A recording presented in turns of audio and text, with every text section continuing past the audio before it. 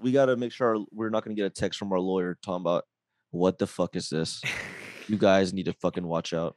Right. We've only had that once when that was with I Love You Too with the call at the end. He was like, "Boys, I don't know about this." And we're like, "Nah, you're good. Don't worry about it."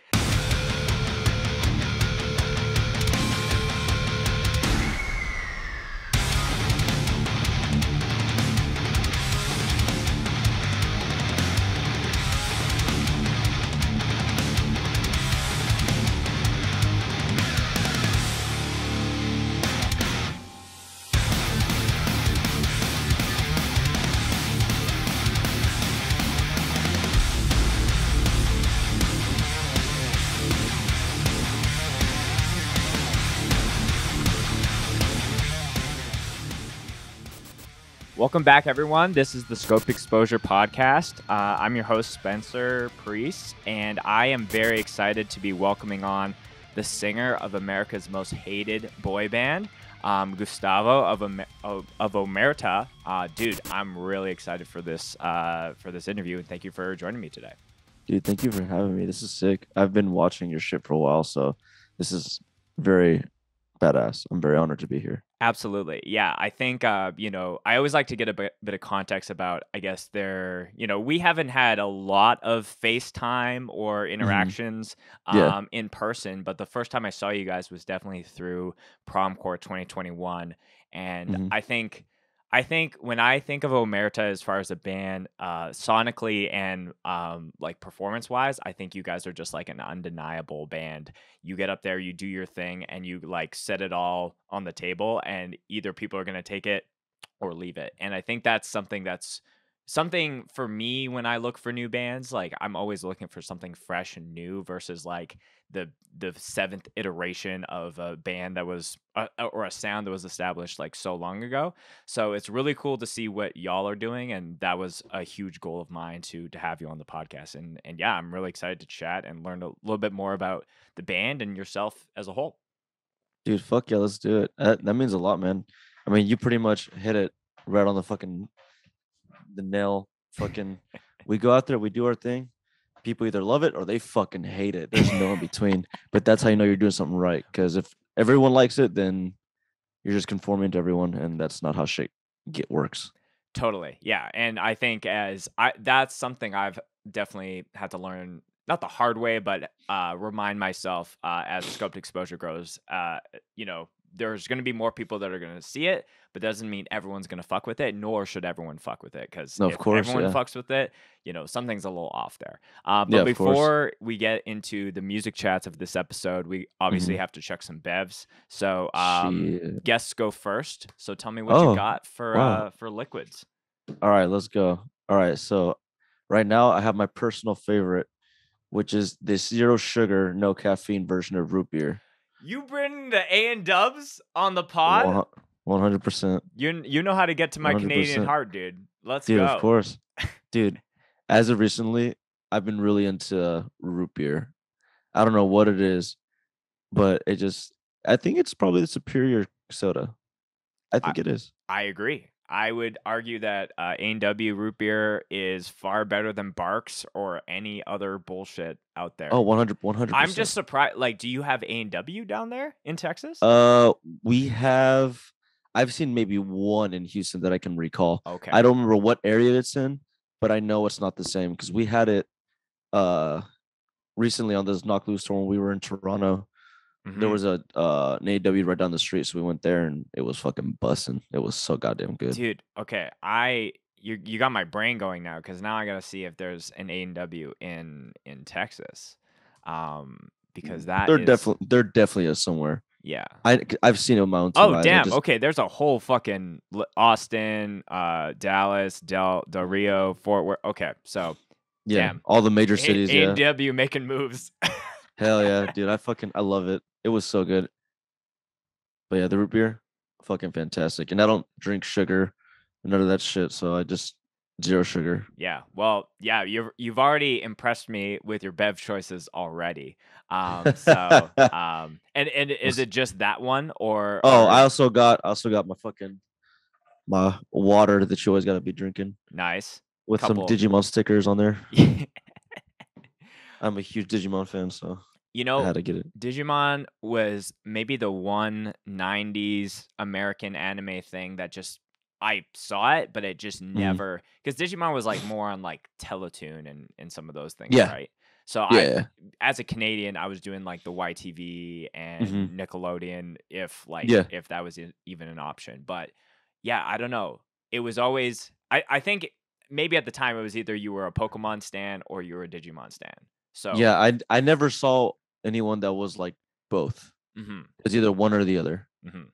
Yeah, and I think I, like, just again, by what was offered to me was, Mhm. a Pokemon head, but, like, Digimon is like, they, like, evolve I don't know what the correct terminology, but they'll go They're into, like, Digivolve, yeah. Digivolve into Yeah. things that aren't even, like I think that there's memes where you Digivolve into, like, a car if you're, like, a dinosaur or something like that. Oh, I haven't seen them. I need to look this up because that sounds fucking hilarious. Yeah, but, at the same time, at the time of recording this, there's, Mhm.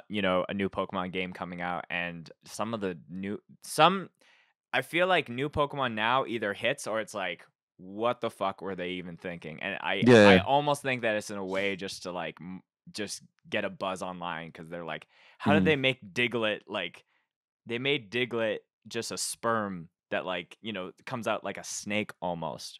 I thought you It's said dicklet. I was like, dicklet, and it looks like sperm. That sounds very. This is not for kids anymore. Shut Yeah, it. this Shut shit the whole not for fucking thing down.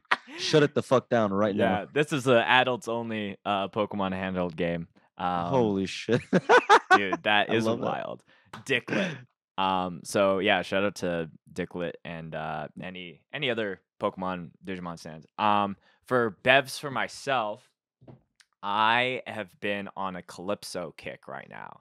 Oh So shit. I'm drinking the Coral Blast lemonade because it's like a little like kind of foggy, a little muggy Mhm. outside, and I just need to Yeah. have something like a little, got to balance the scales. When it's shitty Yeah, of outside, you got course. to have like a nice summery Oh, beverage. 100%. Yeah, dog. Hell yeah. That's Well, great. cheers to you, my friend. Really excited Dude, just you. to do Hell this. yeah. Let's do it, my bro. Of course. Uh, sheesh. So Gustavo, any new guests What's that I up, my have here bro? on the Mhm. podcast, I like to get a little bit of context about how they got into, heavier music, punk music, hardcore, whatever, route you found Mhm. yourself on. So take me back way back in time when were first hearing, breakdowns and guitar music and how you got put Oh, onto yeah. I'm that. taking you. I'm taking you to prepubescent Yeah. Take times. me to Inception. I got you. All right. So for me, it was pretty interesting growing up because my parents didn't listen to heavy music. My sister, who I lived with, didn't listen to heavy music, but my uncles were your classic Hispanic, like they loved metal. They fucking love metal. So anytime I was with them, they were playing like Pantera or like Slipknot, Korn. They were playing all that shit around Mhm. me. So I just naturally, for some reason, gravitated towards it. Like when I heard it, I was like, "Ooh, this is nice. This scratches some itch that I can't describe. I Mhm. love this." So anytime I'd hang out with them, they just show me new music, and they put me to like some pretty heavy shit pretty early on. Like I was in the third grade listening to the Black Dahlia Murder. It was fucked up. Yeah. They put me on very early. Mhm. Like they one of my uncles was like they all had their own genre of metal. I had an uncle that was like classified in like metalcore, deathcore, and all that other shit. He like put me onto the Devil Wears Prada when Plagues first came out. Oh, Like wow. when it was like Okay. a brand new thing. He was Yeah. like, this just came out. You need to listen to this. So because of them, I just always grew up around like heavy music. And for some reason I always gravitated towards it. It did something for me. I was like, I love this. I don't I know don't why, I but I don't love think I've this. ever heard of like because when I think of the Devil Wears Prada, I think of like Hot Topic, like Yeah. teenagers from Mhm. Ohio and skinny jeans. I've never. I guess it makes sense that it's this music is accessible to anyone of any age, but I've never Yeah. thought of Devil Wears Prada as a band where an older generation person is Mhm. hearing that and handing it off to you. So that's very interesting. Yeah, no, they know their shit. It's crazy. And yeah, and just plugged They into the current stuff, not just like putting oh because yeah. sometimes people will sometimes people will put like the older music on a certain pedestal versus like seeing Yeah, what's up and coming. yeah, that's stupid. I hate that mentality with the fucking heart, with everything in my fucking body. I hate it. Yeah.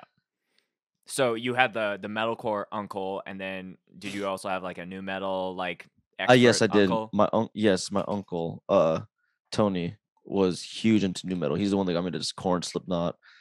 Avenged Sevenfold isn't new metal, but that was like one of his favorite bands, Mhm. and it became one of my favorite bands growing up. So he actually took me to my first show, like first concert ever. It Okay. was Disturbed, Avenged Sevenfold, Stone Sour, Hell Yeah, Seven Dust. I forgot who else, but I went to go see that, and I was like, whoa, this is fucking crazy. I love this, and I want to do that. Right. And how old are you at this point? 12 or 13. Okay. Yeah. So yeah, So I was a very baby. very fertile ground to get Yeah, influenced with shit like that for sure. yeah. And I'd already been playing guitar by that point. Hmm. But that moment is when I realized, okay, I want to make this a career. I want to do this forever. I don't know how the fuck I'm gonna do it, but I'm gonna do it. Hmm. So s- so at what point like um did guitar like playing the instrument like was that something that your family was like, cuz sometimes people would just get on Mhm. like some kind of music lessons just to keep their kids Yeah. busy, but when was it like I want to play this kind of music that I'm listening to and I want to So learn that? basically, well, let me backtrack a little bit more. So the only reason why I picked up guitar is because my dad played guitar. Okay. And when I was a baby, I would climb between him and his guitar and like try playing it or whatever. And so naturally, I gravitated towards guitar. I got my first guitar when I was 7, Mm. and in the household, it was like Spanish rock or like just Hispanic music. So that's what I gravitated towards. Like started playing. They gave me guitar lessons, but I was like, I don't want to do this. I'll do this on my own. Mhm. But once I started listening to heavy music, when I was hanging around my uncles, I guess I was like 8 or 9. Mhm.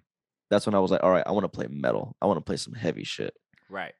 And I learned how to fucking go from E standard to drop D, and oh, dude, that changed my life forever. I was like, ooh, this is nice. I like this. Yeah, it's funny you say that because there is a thing where it's kind of like the tension of something being quote unquote out of tune and then coming Yeah. to where it needs to be, and there's Hmm. kind of like almost like a serotonin thing that goes off in your mind Yeah. once you actually land it. But it's like the first time that you hit the top three strings and you're tuning to drop D, it's Mm. like you feel like you've entered a whole like Alice in Wonderland shit. You've entered a whole new reality. Bro, it was fucked up. It like, the soy jack meme where the fucking guy's jaws just dropped and he's like, that was me. That was me whenever the drop D happened. I was like, I was like, what happened here? Right, right, Like, this totally. is sick. Like, let's go. Let's have some breakdowns, baby. Yeah, I've talked about it on the podcast before, but it's like I went through 5 or 6 guitar teachers just because they No were shit. like wanting me to do scales, and in hindsight, it would have been good to actually Mhm. like discipline myself a little bit to like Oh do yeah, some soloing stuff and like have that be easier at this point in my life. But I of was like course. literally just bringing my iPod Classic, playing Slipknot like parts to be like, I want Mhm. to know how to make this noise, and it's either like a Yeah, reat or like a feedback or whatever. yeah. But yeah, I had to go through a couple people because, people a lot of Mhm. those people maybe listen to Metallica, but not like Mhm. truly heavy music. And then once I Yeah, found someone that was like, "Oh, this kid just wants to learn like yeah, mosh related music, yeah, let's just give it to him because otherwise yeah, he's just gonna burn through all these other teachers." yeah. Of course.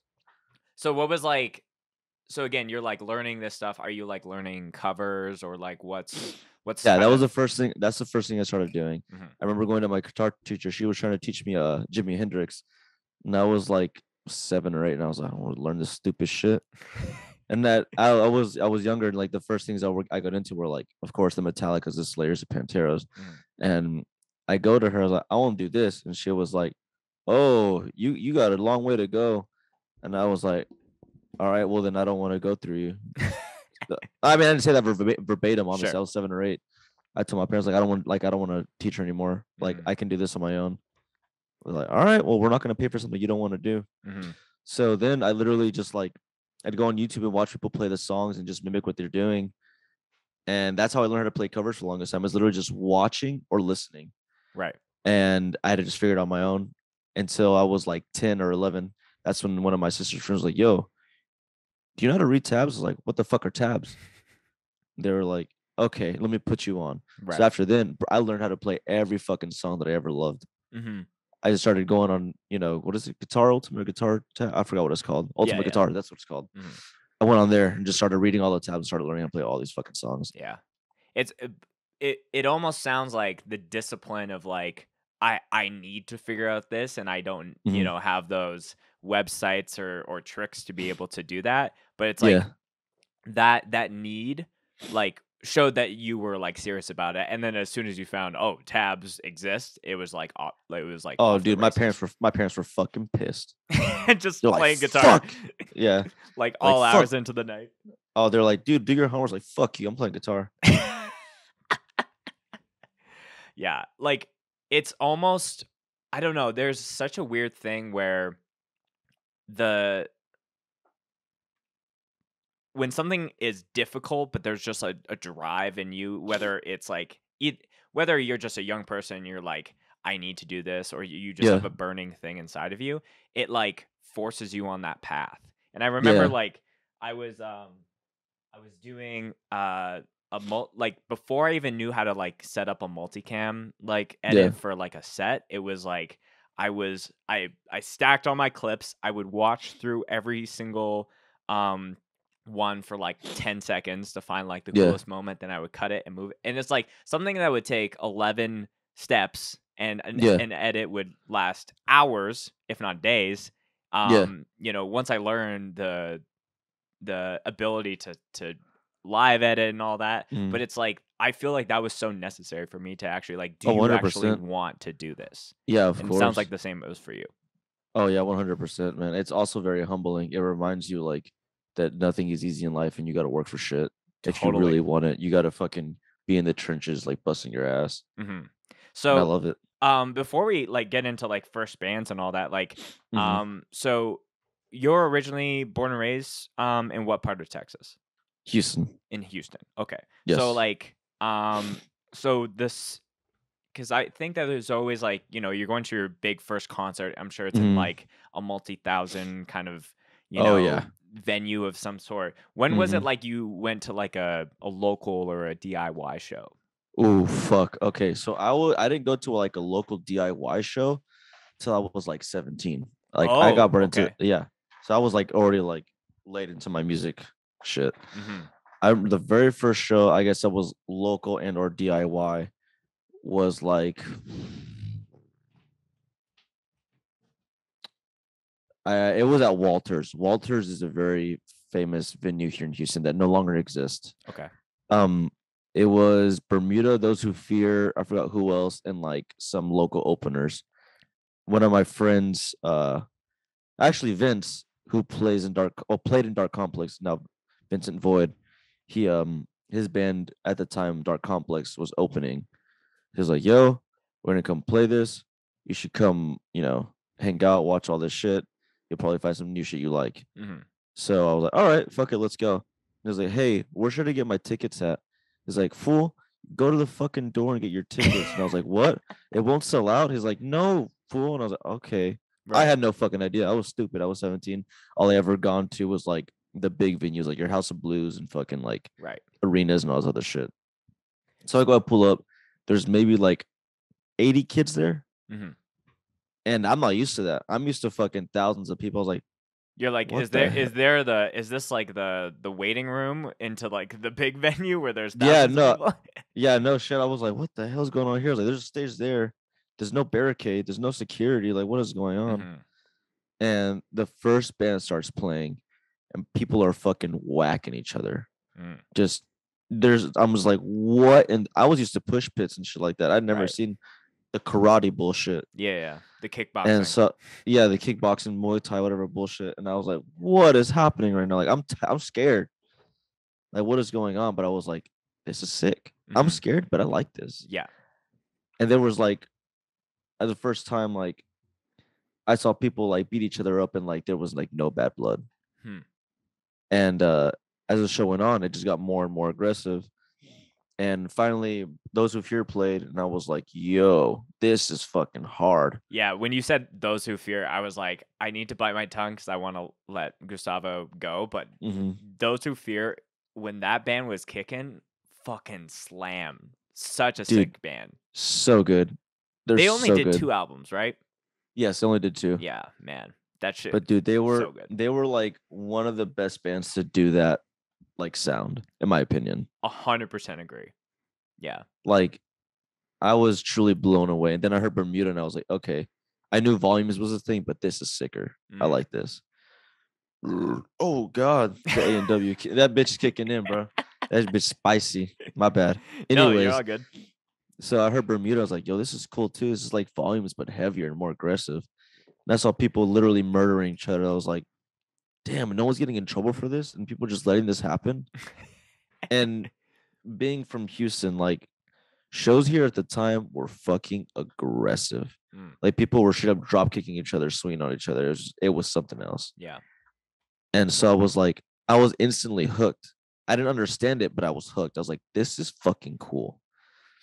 And I'd continue going to shows, and of those there was like metalcore, hard, deathcore shows.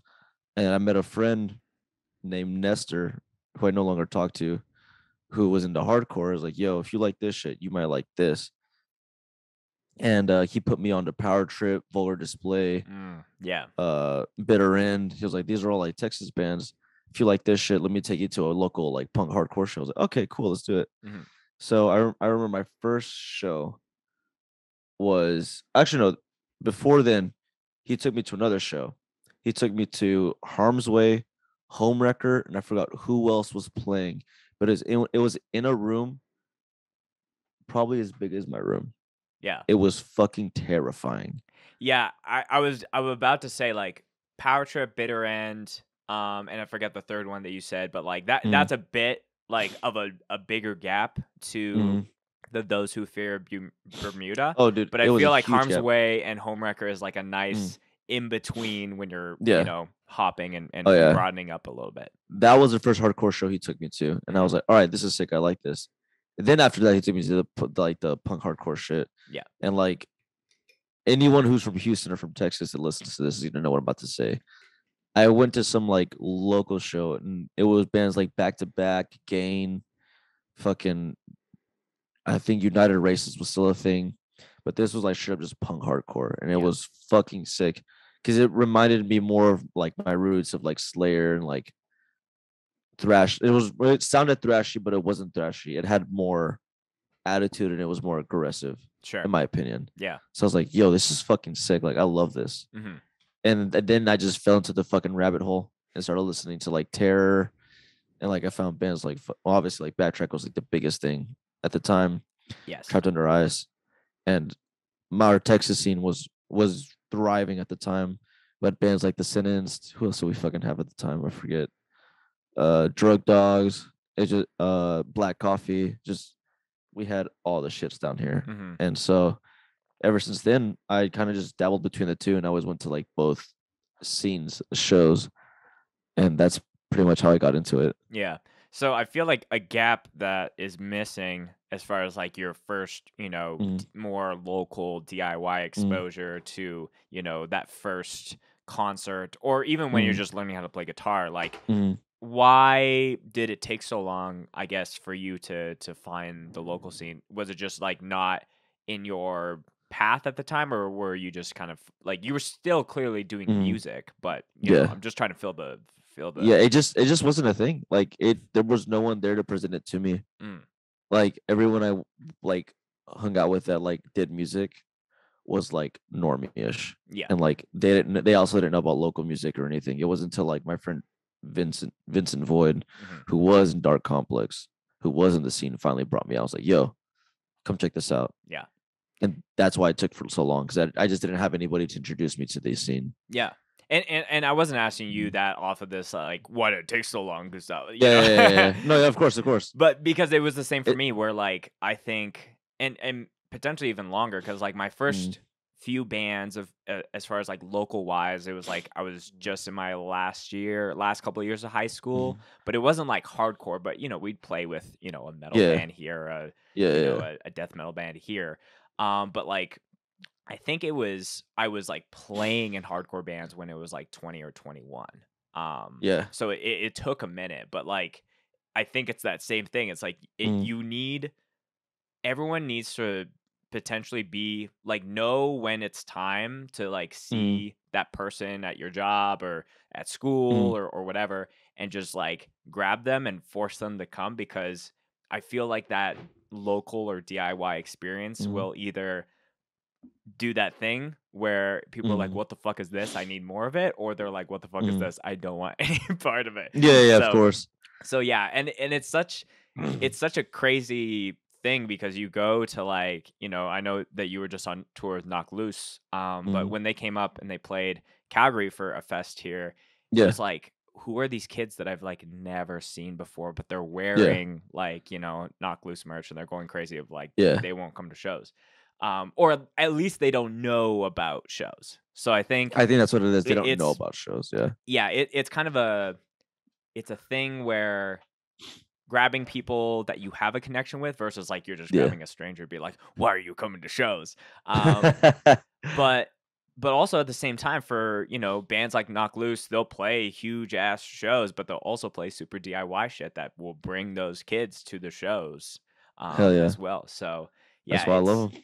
it's just something that I am constantly trying to remind myself, but also remind Mm, people listening to this podcast, like, to grow this shit, you need to like be intentional about like bringing on yeah. new bodies, you know? Yeah. Of course. Yeah. And like at the time, Vincent was like recording my metalcore band, and it was like, you're writing shit that these kids are playing that you don't know exist. You need to come do this. Hmm. Like he didn't say that, but I can kind of figure that that was like his thought process. Like you're writing this shit, you might as well come check this out. Hmm. But yeah, if it wasn't for him, like I'd probably be working some dumbass job, like and not doing what I'm doing right now. Right. So Yeah, shout out because Vince. I don't know. It's like the timing for me growing up, like the internet was just Mhm. starting to get us, like it was a thing, but it wasn't what it Yeah, is today. yeah, of And I course. always think like people in high school or even in middle school, like they got like 1,000 things to offer them now. It's not just Oh like yeah, what the fuck am I gonna do on the weekend? It's like, oh, mm, you could come to the show. It's like, yeah. I could watch this Twitch streamer all weekend. I could binge this Netflix. There's so much like Oh shit yeah, now. So I think it's almost extra crucial just to be like mm, aware of that. mm, Like if you have like a younger cousin who's like slightly interested in like, has played Guitar Hero, maybe that's enough to yeah, get them to the show and interested. yeah, of course. Hmm. Yeah, sadly, I don't have any younger cousins that are like that. They're all fucking Bad Bunny and all this other shit. So in the midst of everything, you're doing this, you find out about stuff. When does the idea of like Omerta come to play for you?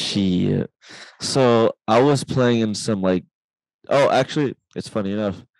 So I was playing in this deathcore band, and then I found Terror. Hmm. I found Terror, and I was like, this is fucking cool. I love this. I want to do shit like this. And then with going to the local scene, I found shit like Volar Display, which was heavier hardcore, and I was like, okay, I want to do a mixture of these two things. So, fun fact, I don't know if you know this, but Omerta was not what it is today back then. It was a crossover hardcore band. Oh, okay. Under the Yeah. same name? Yes. Interesting. Yeah. Because it's like, oh man, Omerta is like, it's this constant thing where Mm. it's like, oh, when you think of Texas, you think of the Power Trips, the Iron Judiciaries, the I Age. Am, Yeah. the crossover flavor. Mm. But I feel like Omerta is like total opposite of that, which I think Yeah. is sick. But it sounds like that was actually the origin point That was the origin. Yeah. at one And point. at the time, like whenever like we kind of started the band, in my head at least, I was like, we're from Texas. This is what's popping. We got to just do this. Even Mhm. though I love so much other shit. I don't. I was already into rap. I was already into like pop and all this other shit. But I was like, you got to start somewhere. You Yeah. can't just fucking jump out the gates and do this shit. You got to start somewhere. So I'm like, let's start here. So Omerta started when I was like 19, but like the first demos I started when I was like 18. As Okay. soon as I heard Terror, I was like, I'm gonna rip this off and see what I can do from here. And I met my Han, our guitar player, through our scene. Actually, the very first interaction I had, interaction. Sheesh, pause, cuzzo. Interaction Damn. was during, I think, Shai Halud or something, where I knocked his glasses into his face and like busted his shit. And some girl came out, was like, "Hey, you hurt this kid."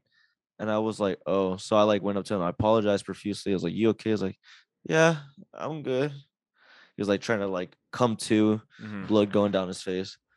And ever since then, we were kind of cool. And then I had another friend named Huiton who used to play bass for us. And him and Han were trying to start a band. And I had just got Logic Pro X. I just got an interface. I was learning how to record. They were like, "Hey, we're trying to record our band." And at this time I'd already had some demos for Omerta. And when I heard what they were doing, I was like, "Yo, let's just cross it over. Let's just do this. Let's do this together." Like, all right, cool. So that's when that band started. And Huiton was in another band. And he was like, "Yo, if we're looking for a drummer, the drummer of this band is really fucking good. Come watch him." So we go to a show, we watch him. I was like, "All right, this kid's got it. Let's go offer him the gig." We're like, "Hey, we're a band called Omerta." Actually, no, we weren't even called Omerta at the time. We didn't have a name. And we're like, "Hey, we're doing this. Are you interested?" He's like, "Yeah, fuck it, let's do it." Right. And the first thing we did together, and I try to tell Scott this, but his way of interacting with us, or with me specifically, would be he'd walk up to me and go, "Omerta, ooh, Omerta vision," and I was like, "Scott, what the fuck are you saying to me right now?" And the first thing we did was we learned how to play stick tight just to see like how we would like play together as a band. Right. And that was like the first thing we did. So the fact that I got to do stick tight with Tara was like a full circle moment. Totally. Yeah. Yeah. Yeah, that's So wild. like, yeah. And so once we did that, we were like, yeah, let's just start writing music. And I showed them the demos that I had. They're like, all right, this is sick. Let's make this our first EP. Because it was already like 5 or 6 songs that I had like done. And we were looking for a name. And I was like, what the fuck do we even call ourselves, bro? And at the time, there's a big like West Coast rap head. My favorite record label from them from that time period was like Death Row Records. So I was like, you know what, let's just call ourselves Death Row. And then I was also just now starting to play in a band called Drown, who later became Sentence to Burn. That's a whole different story with so much lore. But they were my friend David, who was now our TM, who toured with Drown, was like, "Yo, there's no way in hell you're gonna fucking call yourself Death Row. That is so stupid." And I was like, "You know what? You're kind of right." So I was like, "Let's sit down. Let's look through a bunch of song names. We'll pick one, and we'll see where that goes." So all right. So we're going through a group chat, just sending shit, and Dave stumbles upon Omerta, Name of God, which is one of my favorite bands. Right. And he sent that, and I sat down and I was like, Omerta, yeah. Yeah. And then everyone else like, yeah, this is sick. And so that's how the names came about. But yeah, we were like a thrash crossover band when we first started, man. Okay. So you're doing the thrash stuff. You know, when does that quote unquote like pause? Like, did you guys do like a hiatus and then just totally like strip it all down and rebuild? Like, well, maybe like a better question is like why the switch into what Omerta is known for now? Okay, so basically what happened was we were doing the thrash crossover shit for like 3 years, and at one point, in the middle of just writing, our bass player was like, "Yo, I don't want to do this anymore. This isn't what I'm happy doing." And in my head, I was like, you know what? Like this, I don't truly love this. Like there's something about this that isn't scratching that itch for me. Because when I was a kid, I remember like being in 5th grade, thinking like, damn, I want to like combine all the music that I love into one thing. But obviously, I'm fucking 10 years old. I don't know what the fuck I'm doing. So that idea got put in the back burner. Right. I think And most 10-year-old ideas are like, I mm, want to take every soda flavor and put it into one cup, and that's my hmm drink. It's like that shit oh yeah, sucks. But yeah, it does not taste good. but finding a little bit of this and a bit of that and a Mm, squirt of this actually could make a really dope, of course, cocktail. So hell yeah, this analogy, I'm trying to make it work for the Omerta yeah, side of yeah, things. hell yeah, pretty much. But yeah, and then our friend Vince, Vincent Void, longtime friend of mine who's always been involved in everything I've done musically, Mm, was like, he sat me down, was like, all right, what do you plan to do with Omerta right now in this current state? I was like, I'm trying to like make this a real thing. I want this to be like, oh God. He's like, I want this to be like a stadium thing. Like, I want this to be like what I do with a career. He's like, all right, then you need to stop what you're doing right now because you're not going to get there writing this shit because this fucking sucks. mm, He's like, right now, what you're doing, it's not good. He gave me the reality check and he was like, you know what? You're right. He's like, I'm not happy doing it. We're not happy doing it. right. So he's like, so what should we do? Is like, you need to like reevaluate what you want to sound like and then come back to the table and see what you do. So he was showing me a bunch of music. He was like, all right, do you like this shit? I'd be yes or no. I was like, okay, cool. Like I'd take a mental checklist of the shit that I did like. Mm, And then it was like, all right, well, here's all the shit I like. Now let's throw it into a fucking blender. And from 2018 to like 2020, we wrote, I shit you not, hundreds of demos of what the new Omerta sound would sound like. And there was times where it was a lot more melodic, and we were like, this is great, this is amazing music, but like, it's not doing what I want it to do. What do we like about heavy music when we first listened to it? It's the fact that it made you feel fucking rabid and it made you feel like you wanted to run through a fucking wall, made you feel like you wanted to rip someone's head off. mm-hmm. And what lacked from our music before was that feeling. And what I feel lacks in a lot of heavy bands, and even still now, they don't have the feeling of ferocity and like anger that I feel like heavy music should express. They do it poorly, it's formulaic. And so like, all right, where do we get that sound from? And at the time there was an up and coming rap group called Spider Gang who had that sound, but they were doing it through 808s and fucking screaming over rap beats. Mm, They had that raw energy, that feeling of wanting to tear someone's head off. yeah. So we're like, we need to put that kind of energy into what we're fucking doing. Mm-hmm. And so we again reevaluated and like, all right, cool. We need to start doing this. We need to take that energy, throw this in this bitch, and we'll get what we want. And then from there, I Love You Too got written. So I Love You Too was actually the song that took us from where we were to what we are now. Okay. But that song didn't come out later. They were like, Yeah, I was gonna say, like, didn't I Love You Too is the newest thing you've put out versus mm-hmm, just regular I Love You. mm-hmm. Okay.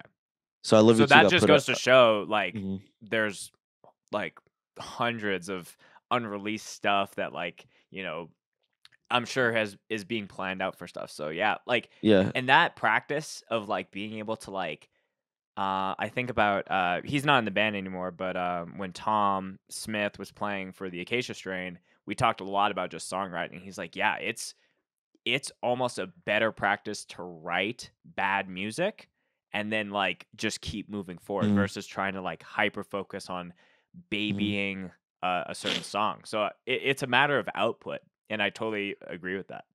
You got to fuck up before you can get good. Yes, And so like we absolutely. wrote I Love You Too, and they're like, all right, this has that fucking energy. Hmm. We're like, we need to write more songs like this. So then I went home and then I wrote the main riff to Hyperviolence, and they were like, all right, this is it. What is this? And then Vince was like, what does this make you feel? And Vince was like, hyperviolence. Hyperviolence is the best way to describe the sound of music that we're putting out right now. And it's like, we should call a record that. Hmm. Let's fucking do it. So after then, we just started writing music based off the word hyperviolence. Interesting. Yeah. So you almost set your North Star as like a feeling, which Yeah. is very similar to I'm remembering when Kevin from Knocked came on the podcast, Mhm. and when they were talking about the new EP, they were like, that process for them was like, we're trying to create a certain feeling for each song. So like, Mhm. the first song, let's try to write a song that's has the feeling of panic, and then Yeah. kind of work from there. But it sounds like Hyperviolence was just like, that's that's what's on the fucking Mhm. mantle in the jam space, and you're looking and you write the riff, you're like, does that match with that? No? Okay, let's change it up. Or Yeah. yes, let's keep going. Yeah, of course. And like it in doing that, once the music was written, I was like, you know what? These riffs sound childish. Lyrically, I feel like, and I had this talk with Vince because I had always been a guitar player. I've never been good at lyrics. I never like, even though I'm the vocalist, like when Overmerita was like a thrash thing, I wasn't writing my lyrics. Since I wrote like all the music, I was like, all right, the old guitar player who we didn't talk about was the one writing my lyrics. Mm. So when Hyperviolence came around, it was my first attempt at actually writing lyrics. So I was like, what should I do? He's like, this music sounds childish. This is about being hyper violent. You should write about like, just like, I get not trauma, not per se, but like shit that like, you know, get like that you got locked up in here that you haven't talked about, you need to talk about. Right. So I like went and like talked about a bunch of shit that happened in my life that like I haven't really come to terms with growing up, and that's what hyperviolence was for me. It was me dealing with a lot of like quote unquote trauma, Hmm. and Was that like therapeutic for you to be it able was to like put it it was on very therapeutic. wax per se? Yeah, it was very therapeutic. It it helped me deal with a lot of shit, and I felt a breath of fresh air once like we finished recording the last song. I was like, okay, I feel like I can move past this now. Hmm. What was the hardest song for you to write off that record? If you're comfortable talking about No, no, of course, of course. I'm just trying to think because like they were all like, honestly, garbage. it. Okay. I'd have to say garbage. Garbage was fucked up because like it was like me talking about like all the times I wanted to kill myself and the times like I almost saw through, and like a conversation between God and I, and like admitting to my parents like, yes, I use drugs to deal with this and that. And the garbage, people always, I guess, if anyone's wondering what the garbage in my brain and veins are, it is those thoughts of suicide and whatnot. Hmm. So that was like the first time like I admitted, I guess, out loud, they're like, oh yeah, like I've wanted to kill myself and shit like that. Hmm. But yeah, if there's another one that's hard, was Benny Boy, because Benny Boy was something I was going through current, like in that current time, Hmm. but it was pretty fucked up and traumatic for me.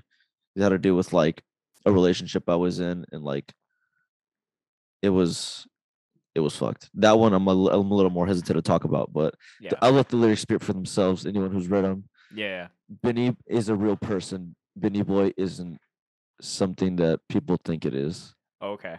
Well, I was listening to the entire Mm, record today, and when I think it's just contextually speaking, mm. this is where my brain went. When I heard Benny Boy, I just thought of Machine Gun Benny from Tsunami, and I was like, "There's no way this song is written about Benny." No, no, no, not at all. Yeah, I didn't even know who he was at the time. Right. Yeah. I was like, that would be a weird thing for a band from Texas that might have never played a show with the Yeah, Tsunami before. Well, I guess you guys played LDB together. we played LDB together. Hmm.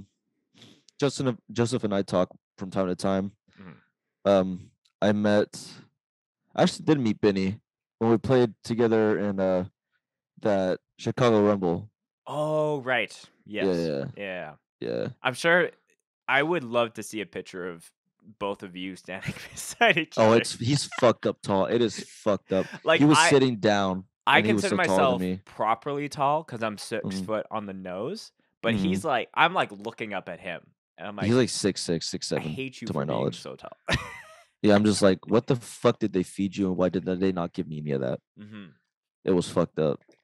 So going back, so you're writing this music, you're Hmm. like really going deep within yourself to like, Hmm. you know, make some lyrics that count. And I think that's really that's really cool to hear that, if it's your first time attempting to write lyrics, Hmm. you want it to you went to those places to make it as personal Hmm. as possible. Because a lot of people Yeah. can just like, you know, pick a throw a dart at the hardcore song theme dartboard, and it's like, Ooh, did it land? brother, I can go off about that right now. Do not get me started. And the other thing was for like the hyperviolence lyrics, like lyrically, thematically, it had to fit with what the song sounded like. Totally. So it wasn't like I chose a random song, was like, okay, this is gonna be about that. Like it was each song was like planned out Right. on what they would be about. Cause like I've done it where I've written lyrics for a song just because like I felt a certain way, Hmm. but the theme did not fit with how the song felt. Hmm. They did not coincide. So I'd have scrap the lyrics and start from scratch. And I'd even like go to the guys and be like, does this match? And they're like, no. Okay, fuck it. Let's go back to the drawing board. Damn. Okay. So it's like, seems like it's very honest as far as like making sure that you guys put out the best product as a whole. Oh, dude, 100%. We're hard on each other, but in the best way possible. Like, Hmm. we're not gonna let each other lack. We're gonna make sure everyone's up to par doing their part, Hmm. and like we're all putting out the best of what each other has to offer. Totally. Like, No, you go. I cut you off okay, there. sorry, Vince was there for me when I was writing these lyrics because he's a literal lyrical genius. Um, Motherfucker is the biggest brain I've ever fucking seen, and I'd write lyrics and he'd be like, no, you No. this is why no, and this is where you need to go, so go this way. Hmm. And I'm like, okay. So I'd come back and say, okay, now I can help you, now I can work off of this. Right. So we sit there together and be like, okay, you said this is how you can say this better, let's say this. I was like, Hmm. okay, cool. Yeah. So he's been helping me out along the way. And one of the ways that he told me to like, I had to start reading books, man. I dead ass. It helps. For any vocalist that listens to this, you need to fucking read. You cannot be stupid. If you want to write good lyrics, you have to fucking read books. What type of books were good for you? And is the why Hmm. there more to like find, like I can't remember, like there's someone in my life that introduced this Mm, idea. There's nickel words, and then there's mm, $5 words. So there's yeah. like very easy words that we say in our, Mm, day, day to day. day to Hmm. day, whatever the fuck.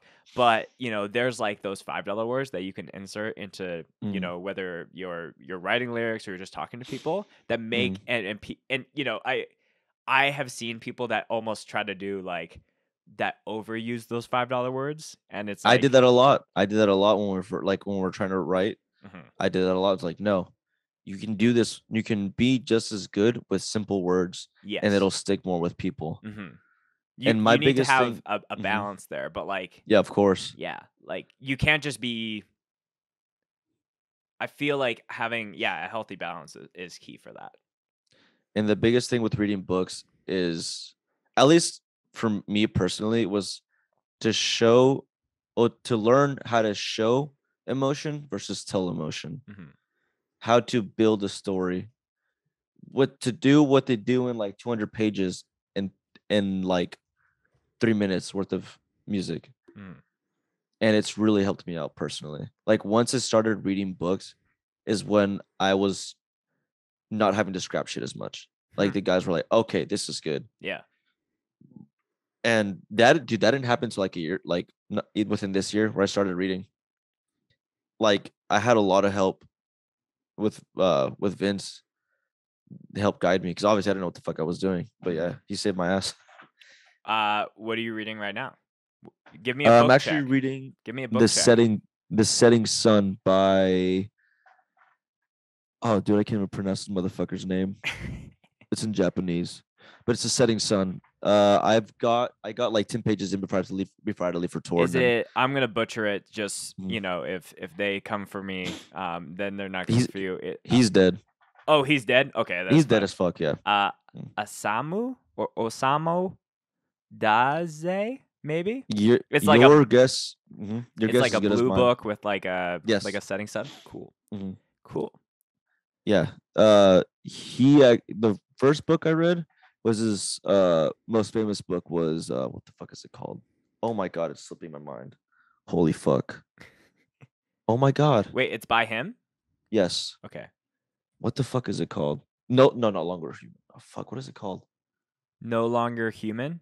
No, no, no. I read that one. Okay, trying to help you Is out. it disqualified as a human? Disqualified?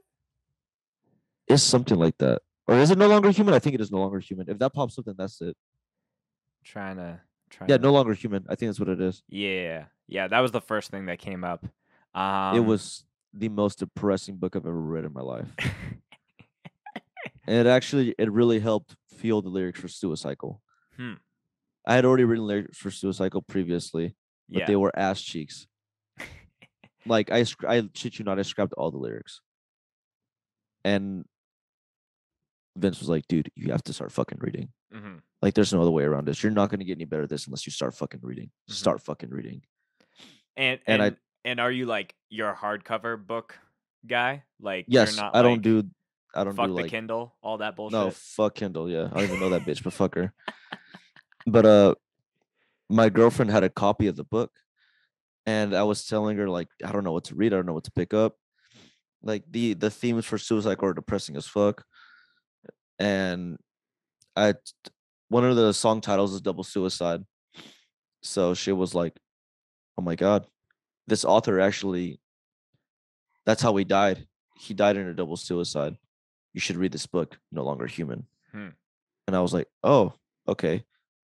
The fuck was that? I think someone just sneezed in the house. Oh, okay. I was like, hello? But I read the book and I was like, fuck, that was heavy. Right. So I just started writing. It helped tie into what I wanted to talk about, and I was able to say what I wanted to say Hmm. in the perfect way. So, yeah, I think we've like hit on everything as far as like Omerta V2 is just like so Mm, much more intentional with like the why behind the band and how you guys mm, operate and how you guys mm. create. So like when is this quote unquote we're stopping thrash version of Omerta and we're debuting this? Was there kind of like a blackout season or like where like Yeah, you guys we kind of just didn't yeah, like tell we me did about that. not we did not play shows. We just stopped using our social media, Mhm.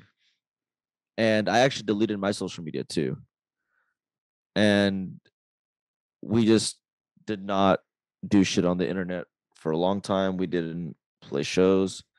We basically were non-existent, went on a hiatus. Yeah. And then once everything was done and art was done, we had like how we're gonna do like our abbeys and shit all drawn out. Then we came back to the internet and we're like, okay, now we can start doing shit again. Mhm. And our first show back was Heavy Hitters. It was some Heavy Hitters fests and 3? awesome. No, no, no, no. It was the second one Oh, okay, 2. before Yeah. the pandemic. Yeah. Oh, Heavy Hitters 3 was going to happen, um, and then it got canceled because of the pandemic. Mm, I only know about Heavy Hitters because I was hit mm, up to film the third one, mm. but obviously that didn't happen. But Yeah, yeah. yeah. So that was so okay. Even before we get into like the first show back, Mm. um, what was because most of the time when there's this much of a change in a band, most people will like switch names. Were you just like so tied to the name Omerta that you were like, we Yes, need to keep that? for multiple reasons. It already had weight here in Texas, Right. and when I was in Drown, we saw how switching the name to like just changing the name like completely kind of like I don't want to say destroyed the band, but like lost its credibility. Sure. And the meaning behind the word Omerta, we finally found out what it meant, and we're like, oh, this is hard. Let's fucking keep this. So that was basically why we didn't change the names. It's just like there was so much weight behind the name already, Sure. and we found out what it meant, and it kind of tied into like what we are and how we operate. So we're Yeah. like, fuck it, let's do it. Well, what does it mean? Omerta is a code of silence that the mafia used in you know, way back in the day, where like you don't say shit, you don't snitch, you shut the fuck up, you do your shit, and that's it. That does sound like Omerta Yeah, sonically. So yeah, yeah. that checks out. So you guys play your first show back, and it's all like, you're doing some socials as far as like, this is who we are now. Pretty What much like what. like Okay, go ahead. Sorry. what was the response like, oh my gosh, this is super cool, or was there somewhere in the middle of like, what happened to this band? So pretty much what happened when we were gonna play the show, people still thought we were a thrash crossover band. Mm-hmm.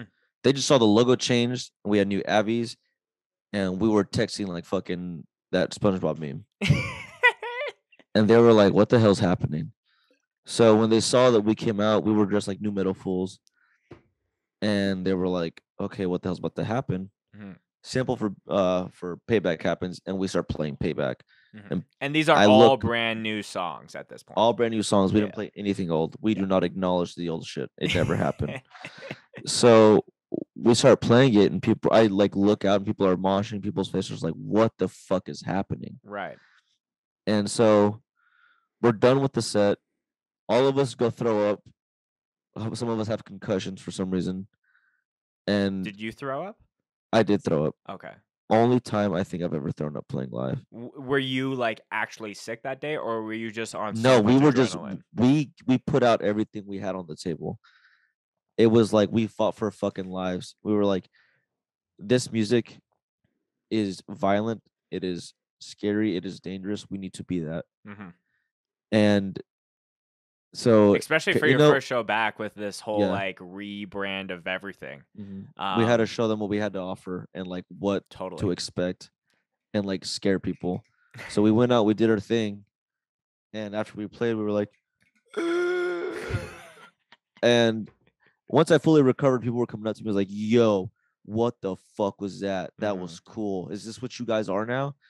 And we're just kind of like, "Yeah, What do you this is mean? what Like, we are." no, we're just gonna go back to it for the next Yeah, show. We roll yeah. dice in the back to see what genre we're gonna play. We kind of just wrote these songs on the way here and then we played them. And so we saw, okay, this is being received well. Mm-hmm.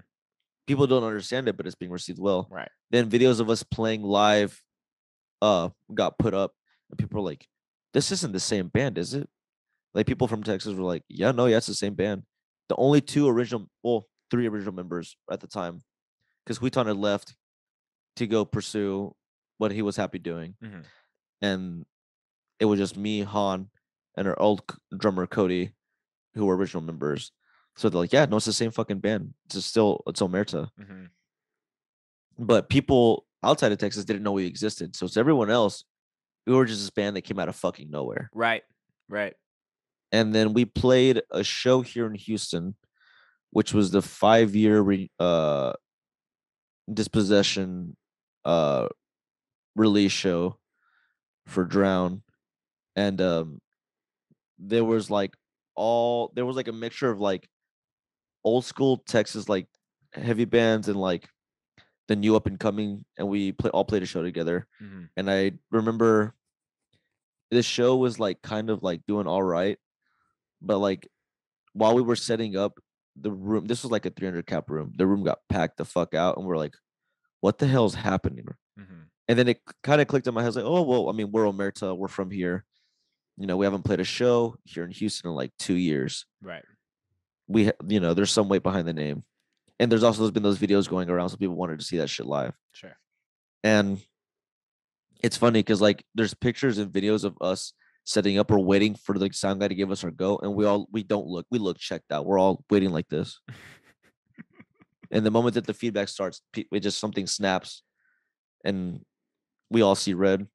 We play that show, and that show popped the fuck off. It did great. Videos of that started to circulate, and then a month later, I get a call from my friend Isaiah, who was in Bloodhound. He said, "Hey, we're doing a tour to California. One of the bands dropped. You guys are doing things again. Let's fucking tour." I was like, "All right, cool. When do y'all leave?" "Oh, like in 3 weeks." And I was like, "Oh, we don't have merch, a van, or anything." okay, let's do it. Yep. So we figured out, we start playing these shows on the tour, and people are receiving it really fucking well. Mm. And we're playing to hardcore crowd. So we were like, who knows how these are tough people to impress. Let's see how they take it. Right. And they received it well. There was a video of us that went around. I don't say it went viral, but it did fairly well numbers. Of us playing some like skate shop or some like clothing brand shop. Yeah. In LA. And after that, people were like, okay, this band is actually something. What the fuck is happening here? Mm-hmm. And people kept asking for us to release music. Finally, we do it 2 months later, and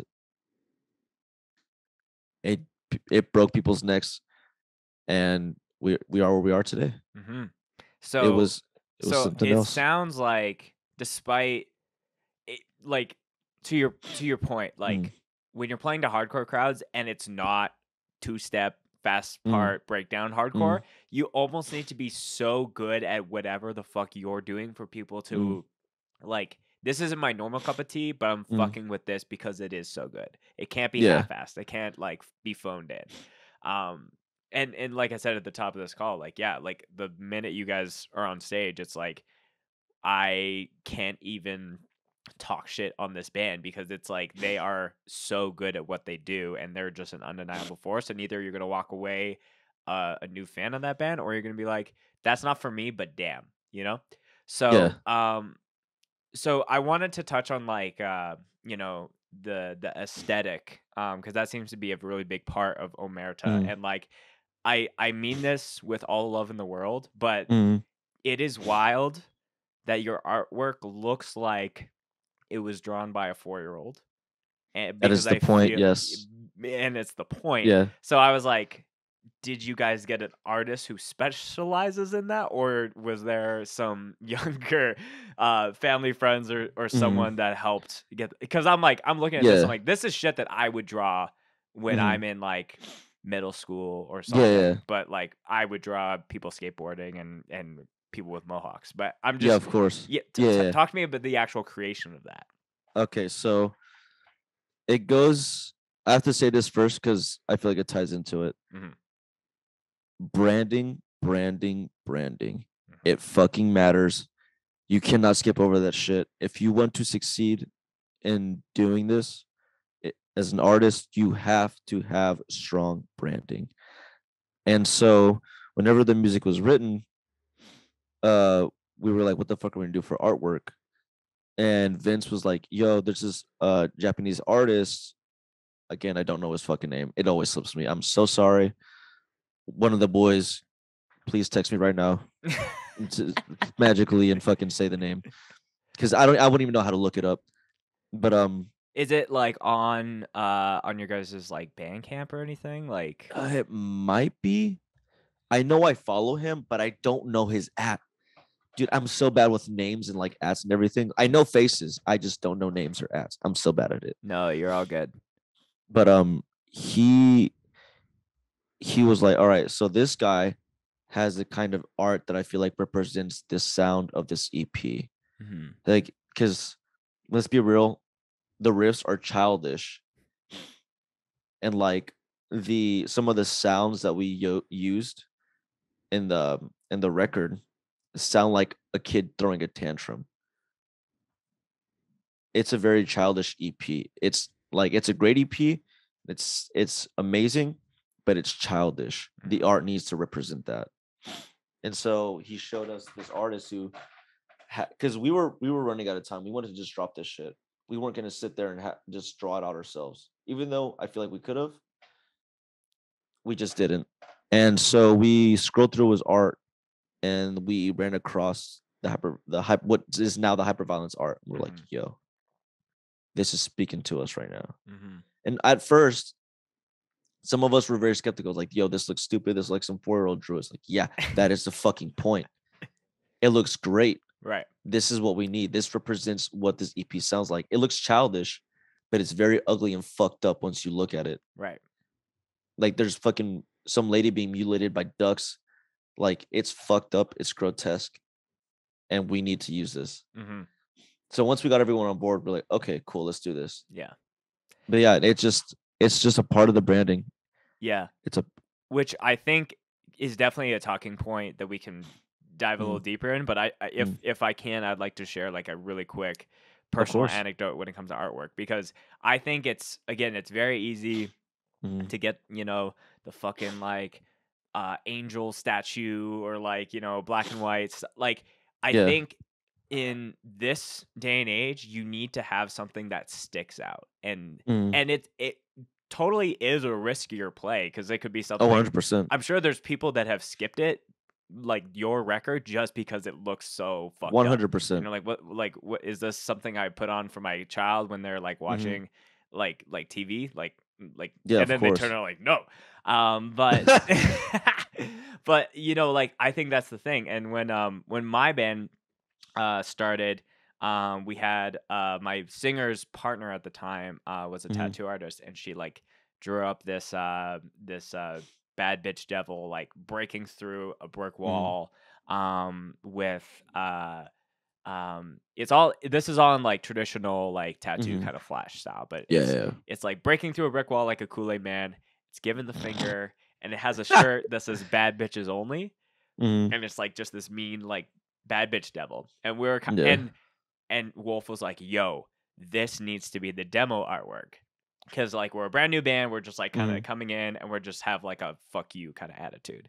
And I was Yeah. really hesitant, because I'm like, is this just a little too much? Like, should we get something else? And then I was like, I'm gonna see how it does, and I won't be the person that we have to start from scratch, and it's like a whole thing. Hmm.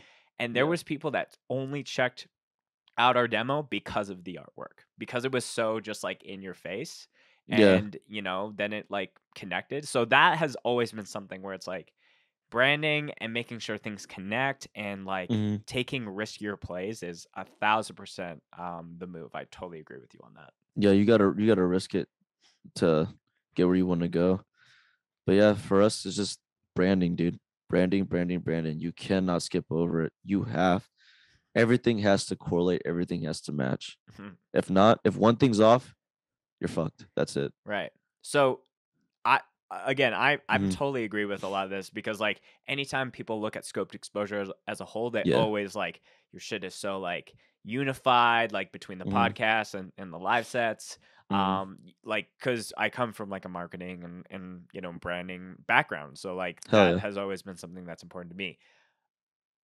To play devil's advocate, there's people in hardcore and DIY that like, oh, that's corny. Like, you should just like be able to kind of do this stuff.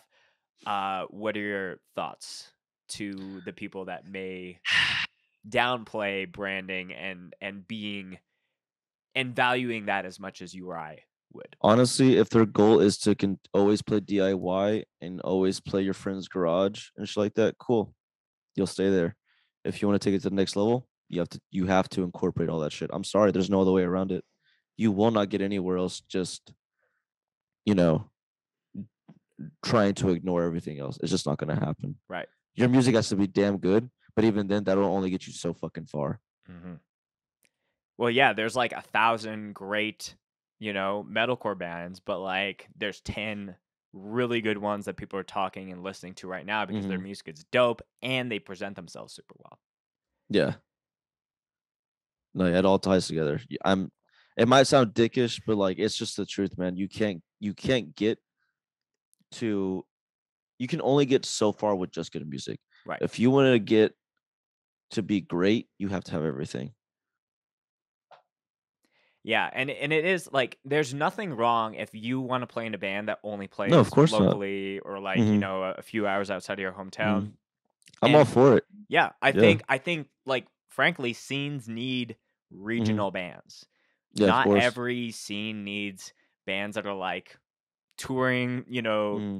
10 months out of the year, Hmm. or who are doing these big scale things, because they're bands that Hmm. do that. Naturally, the more that you do, the Hmm. more that your project will grow. But then you can't Hmm. be the band that's playing every single local show. So you need to have Yeah, of variety. course. Of Um, course, no, I agree. I completely respect anyone that like if their goal is to just be that, all right, cool. I respect it. mhm. But it's the people that expect to blow the fuck up and go places with just doing that. Like, I'm sorry, it's not gonna happen. Right. Yeah, and it's very clear, like Mm. how your guys' shit is working because, even with an EP and a single, which I'm sure there's more music on the way, but Oh yeah. to see you guys get on the bill with arguably three ginormous acts, Knocked Loose, Terror, and Mm-hmm. Dying Fetus, all within their own perspective realms.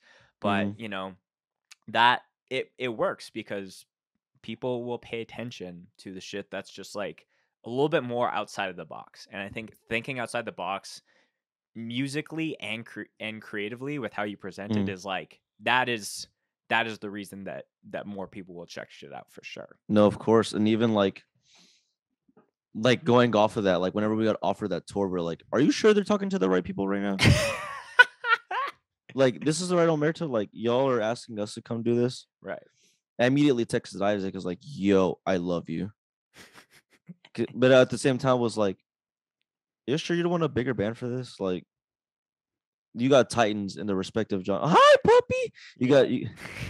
That I saw that it caught me off guard. Yeah, that's what she does. She just stretches her neck like straight up. Hell yeah, I love Yeah. that. But yeah, so we were like, man, how are we gonna fucking pair up against these fucking Titans? And the first night, like, I'm not gonna lie, like it got to me. I was like, fuck. Like my performance was off and everything. Cause like there's a barricade. I can't kick people in the fucking mouth. I gotta talk to these people differently. Mm-hmm. And I froze up and I just didn't talk at all. We Mm-hmm. just played our songs and got off stage. And I reevaluated myself the next day and I was like, all right. I watched the three bands and I was like, okay, they're very interactive. They talk to these people. You have to tell these people what to do, or else you're gonna be like, just, so just sit there and smile and share with wave, you. boys. Smile and Uh-huh. wave. Yeah. So yeah, after that, we did fucking great. We killed it every night on tour. Yeah. And even surprisingly, Dying Fetus was watching us, and eventually their drummer Trey was like, "Yo, what you guys are doing is fucking weird. The way you like mash all this shit together is like it's clearly fucking working. Like, good job, boys. Like you'll have something here." And I Right. was like, "Dying Fetus? You talking to me right now? You saying that right now?" And Right. it was weird.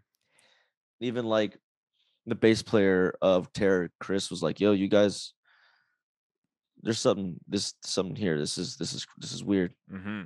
Yeah, and, and And and all those dudes are all like seasoned vets when it comes to like mm, what works and doesn't work within the music industry, mm, heavy or not. mm, And yeah, like that's the thing where it's like if people are talking shit on the internet about a band mm, or whatever, or like this will never work, it's yeah, like, have you ever played in a band that is like toured around the world? But to hear it yeah, directly from people that are like, you're sharing the stage with, and they're mm, like, like you have something here, like keep up mm, with it. That is the feedback to value, and that's something that like just in the nature of like making yeah, content through the podcast and different things. mm, I'm always gonna have people talking shit either mm, about me or whatever, but I think it's about identifying the criticism and what is, what's like, oh, this person's actually trying to critique me and I can, yeah. be better at that, or this person's just totally out to lunch. Oh yeah, no. Some people are literally just there to talk shit, and Hmm. those people can literally suck a fucking dick and die. For all I care. What has been the worst take that you've read about Omerta?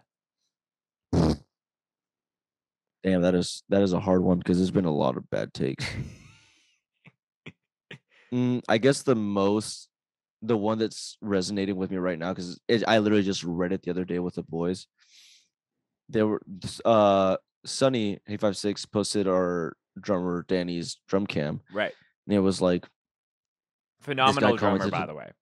Oh yeah, dude, I'm so glad we found him. He is a fucking tank. Mhm. He's incredible, and he's only 22. He That's just turned wild. 22. Yeah, it's fucked up. He's a baby compared to me. Oh yeah, he's a baby compared to us. It's fucked up. He's literally the baby of the band. We love him to death. Mhm. But he was like, yeah, phenomenal fucking drummer. But I watched this band with Knock Loose, Dying Fetus, and Terror the other night, and they just absolutely fucking suck.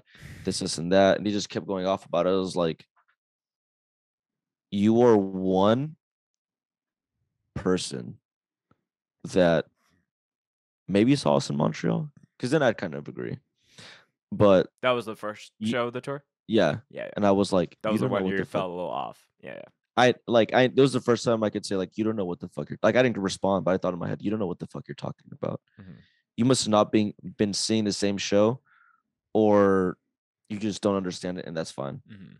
But even if you don't understand it, you can watch Omerta and know Mhm. this works. Whatever is happening right now, it works. I might not like it, but it works. Mhm. But he just like went to talk shit about us, and I was just like, whatever, bro.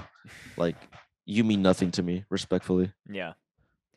Do you like getting in the weeds of being able to like to talk back at people that are Oh, talking it's shit on so you? fun. Oh, Or dude, it's so or do you fun. have to like know how to restrain yourself at times? Well, we have to restrain ourselves with the roast because there's times where we type up a roast in the chat before we tweet it out, and we're like, all right, we can get in trouble for this. We need to not. Right. How can we scale it back a bit? We're playing with Dying Fetus, Knock Loose. These are bands that could like maybe be like, okay, this is a little much. We're playing at that level now where we have to be a little Yeah, bit more, you know, yeah. think of, be a little We more we critical about it. we got to make sure we're not going to get a text from our lawyer talking about what the fuck is this. You guys need to fucking watch out.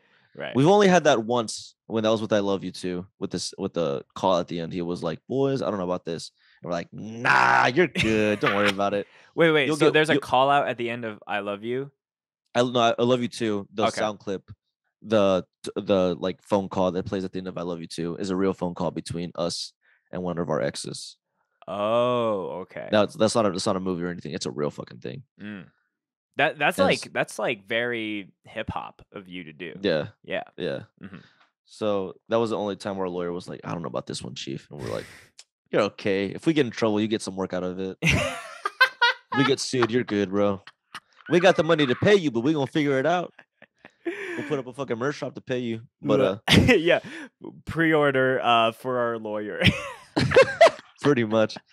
But yeah, man, it was like whenever like we talk shit to people on the internet, we're all involved. We're all in the group chat. Like, okay, what can we say to this person? How can we make them look stupid, but like have fun with it? Because the internet, it's all about fun and games. Yeah. Let's be real. None of the shit you see on that bitch fucking matters. Yeah. So we're just like, let's have fun with it. A lot of these people, like, whenever they get shit talked to them, they either like cower away or they're like, oh, we shouldn't say anything. Like, we can't be mean to these people, man. Fuck y'all. It's one thing to say I don't like this band because I don't like. It's not my thing musically. But another thing is talk shit.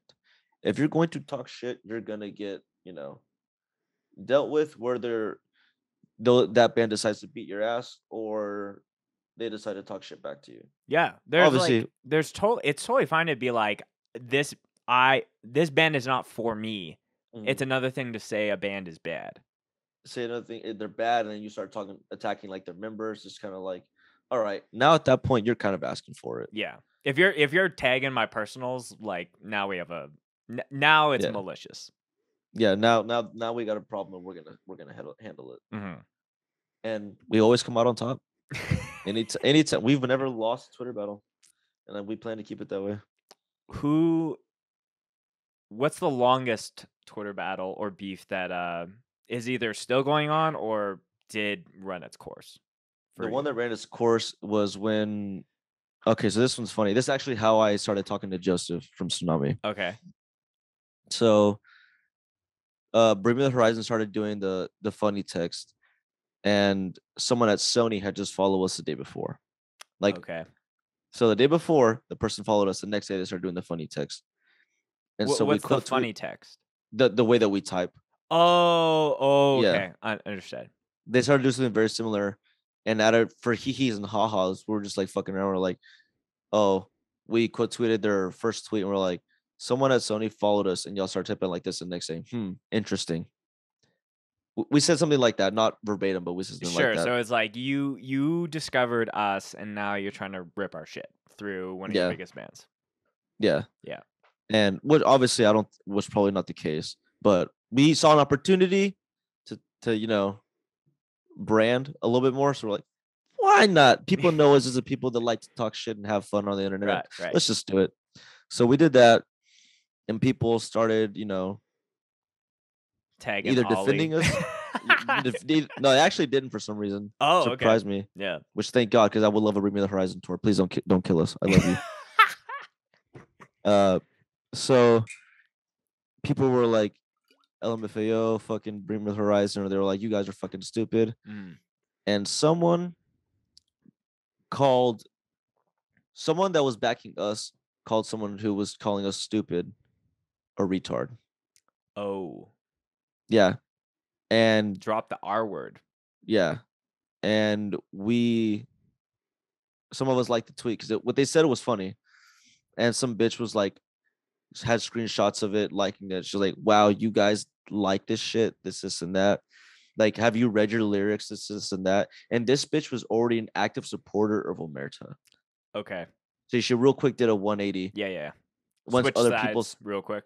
Yeah. Once she saw that other people had an issue with what we were doing.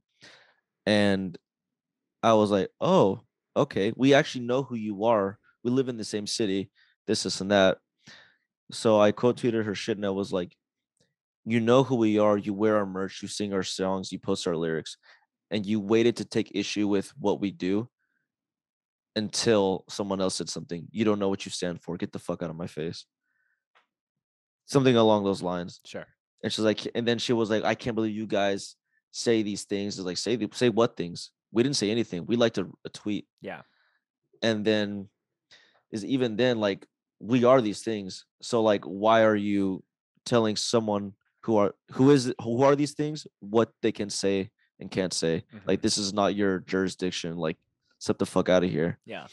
And there was kids who are fans who are, I guess, have the ability to use the R word or whatever, who are these things, that also were like, yo, this band like has gone out of their way to actually reach out to me and help me out with these things. Like, whatever bullshit you're preaching isn't like true, blah, blah, blah. And that bitch was just like sinking into her. She was digging her own hole, trying to like just dig up whatever she could to paint us to be like the worst people possible. Yeah. It was like, that's not who we are. And at one point, Joseph sent me an old Tsunami tweet where they also had the word in their tweet. It was like, brother in arms. And then he quote tweeted Tsunami quote tweeted us, and they were like, we stand with I Hate Omerta.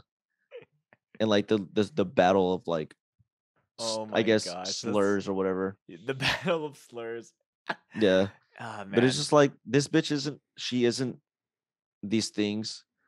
And she's trying to tell these people who are these things that they can't use their own slurs. So it's just kind of like, and it's not even like, oh, we're trying to be edgy, we want to say the things, because we didn't say it. Right. You're literally like hyper focusing on one little part. It's like, if sometimes I think about this thing where it's like, oh, if I share this story where some like it's like some kind of like comedy skit, but like it's two black guys that say the N-word. Is someone going to come after me because I'm sharing a story where someone like, it's just like, no, exactly. Stranger things have happened as far as people trying to cancel people. And like, I bottle it down to like, some people are just so miserable and they just sinfully scrutinize anything that anyone has done, just to try to get a little bit of, relief. But it's like, they have nothing better. No, straight up, like, so they have nothing better to do. Yeah, totally. They're just projecting their insecurities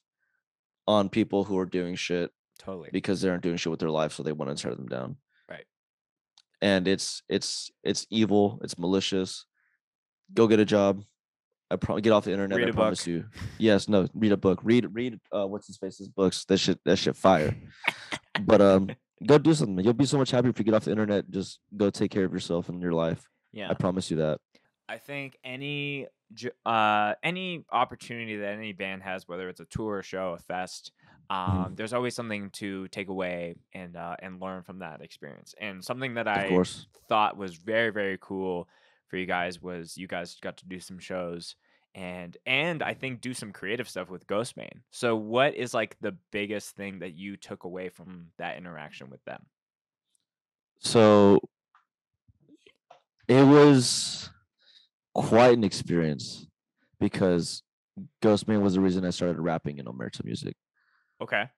Yeah. So like when Vince put me on to Ghostman, I was like, yo, this is sick. My spouse to go all over our fucking music and shit.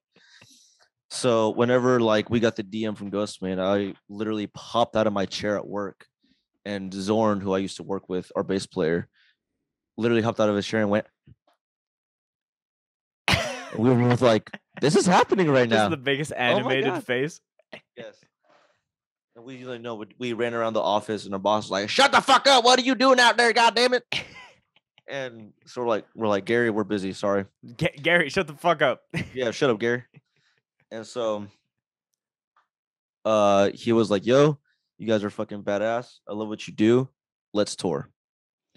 So I was like, okay, where are we going, Can we Daddy? just pause there? Yes. Sometimes I think when you get to a certain level of fame or notoriety and you're like, I'm giving this band this opportunity, and you're like typing out the message and you know that you hit send and the other person on the receiving end is going to have that moment. Yeah. Oh yeah. It must feel good, I feel like, to give someone that. Oh, I would be hella like, I have a micro version of that where it's like I hit up a band that I want to have on the podcast, and some people are like, and it's like their demo or whatever. I don't think about that every time I hit people up, but there have been times where people are like over the moon excited because I know they're a fan of the show. But anyways, Yeah. Ghostman, Gary, Gary. Fucking so whatchamacallit. So he hits us up with Silas tour. We're like, cool. The day prior, Ross Robinson had hit us up, who is a Texas native. I don't know if you know who he is. He produced the first Korn records, first Slipknot records. Oh, okay. He did the first Deftones record. He's done the Blood Brothers. He's a heavy music aficionado. Yeah, he is the godfather of nu metal. Damn. Okay. He hit us up. Same reaction, the whole. And yeah, and he was like, you guys are great. I love what you guys do. I would love to do your next record. We were like, we don't have thousands of dollars laying around, so we'll get back to you whenever we have that. Yeah. It's like, we can work something out. We'll make it work. And then the day later, when Ghostman happened, we're like, there's no way. There's something happening here. We haven't released music, but these people are like hitting us up. But anyways, with the Ghostman thing, he was like, let's tour, da da da da. We get to meet him via FaceTime. He was like, yo, what are you guys' plans? What are you guys doing? I'm trying to plan a European tour. This was like right out the gates of COVID. We don't have passports. We don't have anything. Right. Have you ever left the country at this point? Yes. when I was younger, I went to Mexico, obviously. Sure. Okay. I went to Canada as a kid as well. What part of Canada did you go to? I just only went to Niagara Falls when I was a kid. Oh, okay. Did you have A&W when you were up there? When I was a kid, no. Oh, okay. Yeah. That came later. So, yeah, that came later in life. So we go on FaceTime. We start talking about our plans. It's like, however I can be involved or like help you guys out, just let me know. Here's my number, obviously. Just text me whatever you need, and we'll work something out. But I'm gonna have my agent reach out to your guys' agent, and we're going to fucking Europe. Let's obviously, go. Yeah, obviously. Sick. Dude, it was.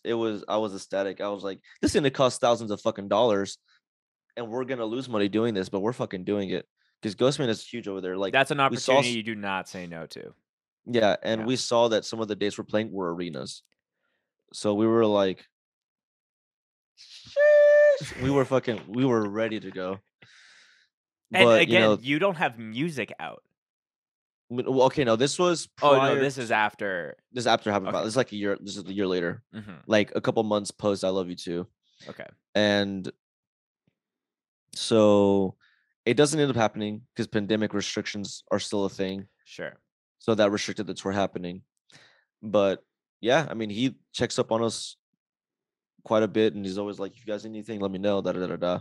Right. So I guess like shows haven't happened. ... yet. But yeah, you guys did like some collaboration for some posts and creative stuff, though, right? We have yet to work together. It is looking like it's gonna happen. Okay. But we want to wait till it's like the right moment to do so. We just we don't want to throw them on whatever song. We don't want to just write a random song for him. Yeah, We want but I to thought make that sure that there the was a stars align. post with where he's holding like the The Omerta. plushie. Yeah, the Yeah. plushie. Okay. I know. He just came to see us live, and he the plushie we got made as I don't I guess demo. I don't know, like a demo for to see how the plushies would turn out, so we can make some later. Oh, And we just always carry Yama with us everywhere we go. yeah. And so he's like, "Yo, That's the Omerta plushie's plush." name, Yama. Yeah, Okay, yeah, that's the name of our little devil. I'm gonna have to hit you up after to figure out who your plushie connect is because I was like, that's an You know, untapped market. it's fucked up because we don't even know who made it anymore. It's lost in our emails, and we've been trying to find it. If you are listening and you make plushies and you can do that for hardcore bands, please DM myself as well as Gustavo so we can. Yes, we're trying to make those fucking little devils. Everyone's always like trying to buy it from us, and we're like, no. Yeah. Like even Ghost was like, "How much do you want for this?" We're like, "We love you. You ain't buying this off of us, motherfucker." But yeah, he just took a picture with the plushie, and that was it. We hung out. We went to IHOP, and yeah, that was pretty much it. But he was like, "Yeah, I mean, whenever like we get the chance to work together, let's do it." Yeah. So yeah, And of course, it'll come. It's just a matter. it'll come of when. eventually. Yeah. It's just a matter of when is the right time. Because Mhm. like I said, I don't want it to be forced. I don't want it to be like an unnatural thing. When the Totally. stars align, we will do it. When the gods say you Mhm. may do it, we will do it. Yeah. What's has he given you like any like um feedback on just like running your band or any of that has Oh, like he loves it. He said, "Don't let anyone else touch this." He yeah. said, "Don't let anyone touch this or get in the way because it'll fuck it up." He told us verbatim, "I Mhm. want to put you guys in a bubble and protect you guys from the industry because they will try to fuck you up." And we've already seen with some people that have hit us up that they don't give a fuck about what we're doing. They just see dollar signs and Mm, not even trying to be like, "Oh, big dick here." Like, "Oh, like yeah, I got people hitting me up," but like it's just the industry is a fucking ugly thing, and I don't like it. That's yeah. why we have been trying to run this DIY for as long as possible until we realize we can no longer do it DIY. We need help, Yeah. or we see someone who fucks with the vision, understands it, and can take us to where we want to go. Right. If it's not there, we're not interested in signing. I don't give a fuck how much money you throw it in our face. Right. Yeah, it's I'm thinking when Michael Barr from Volumes was on the Mm-hmm. podcast and Volumes at their time, Mm-hmm. super young kids, very Mm-hmm. similar to I guess your guys' age, but I think even younger when, Mm-hmm. wormholes and all that shit was like first Yep. happening. But yeah, it's like the industry like really takes things and like twists it and fucks with it in not a good way. So it is the thing where it's like yes, jumping on a label allows you to get in front of more people and there's more money involved to be able to do like bigger videos, bigger Mm-hmm. fill in the blanks, bigger record studio sessions. But at the end Mm-hmm. of the day, you're kind of you're switching from an entrepreneurial kind of Mm-hmm. venture and you start to work for under a contract for the man Yeah. to a degree. And yeah, there's some people that it's a good fit between, Mm-hmm. manager or, industry person and band. And there's Mm-hmm. a good connection. There's a way to expand that authentically. But Yeah. we've all seen bands who get that and then get twisted and then They fall either victim to the system. they fall victim to the system and maybe they'll do like some big festivals, but they won't be loved and respected as they were when they were doing it all themselves. You have you have to go through the trenches. There's no other way around it. Mm-hmm. You can't go to point A to point B. You can't go from A to Z. You have to go A, B, C, D, F, G. You have to take every step. Mm-hmm. And if you skip steps, it's just you're either gonna crash and burn or you're just not gonna be respected. Mm-hmm. Totally agree. I think like if you look at a band like Terror, like Mm, who is beloved, there's other bands that are similar in sound and I guess time wise and mm, when they started. And maybe I'm talking a little bit out of my ass here, but mm. I'm gonna commit to it. That's Looking at a fine. band like Segovadal or Mm, any of those bands that are like full on businesses, mm, it's great that they've been able to scale it up, but they might not mm, be as beloved as the bands that will play to 100 cap room just Hmm. for the shits and giggles of it. Oh, dude, I've always said this, and like this was reaffirmed whenever we played the laundromat on the last tour. They're Mm-hmm. like, no matter how big we get, I always want to make time for DIY shit. I want to be able to just pop up in a 100 cap room and just fucking rock it and Yeah. leave. So that's perfect because I was like, you have to tell me about this laundromat gig that I was seeing on the Twitter. Dude, it was so we ended up playing a show across the street from the punk show that was happening Okay. that our friends so happened to be booking. They weren't aware that like our show was happening across the street. And we were like, fuck, we'd rather play that show, man. And they were like, well, I'll tell you what, finish your show, come headline this show. Literally run across the street with all your gear and fucking set up and play. And that's what we did. We finished our we played a shorter set. Like we were playing new songs plus hyperviolence on the Knock Loose tour. Mhm. But for that set, we were like, let's just play hyperviolence, get off the fucking stage, run across the street, and go play the show. And that's what we did. We showed up. We're like, hey, what's up, Romerta? And then fucking did our thing. Fucking I hit it just with the Donnie imagine, Thornberry. I just imagine like it's kind of like the Beatles album artwork where it's like you Mhm. just pushing all of your guitar cabs and drum stuff just like Yep. frantically across the That's street. literally what was happening. We did it like in the middle of an intersection and everything. Just push all our shit and we're like, all right, let's do this. Yeah. So, yeah, I think that's so sick. And you know, like an episode that will be out by the time this episode Mhm. comes out. But we had Cole from Scowl on, and it was like a couple days Shit. after they Hell did yeah. their you know, The Sonic thing? the Sonic show. Fuck yeah.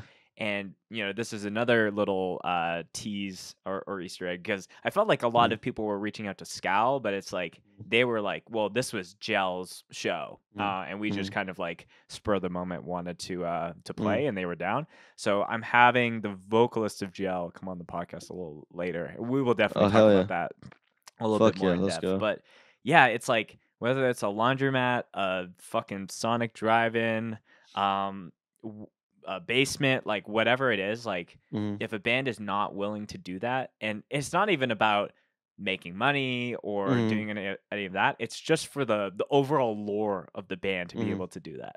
Yeah. It's a great fucking time. It's fun as shit. Mm-hmm. It's so fun to be able to just be like, I want to play a show. Where are we? Here. Let's do it here. Fuck it. Yeah, It's totally. fucking sick. And might I add, Scal, some of the nicest people that I've ever fucking met. I love them with all my heart. Great people. Totally agree. Every single member of that band is a gem of a human. So shout out to I agree.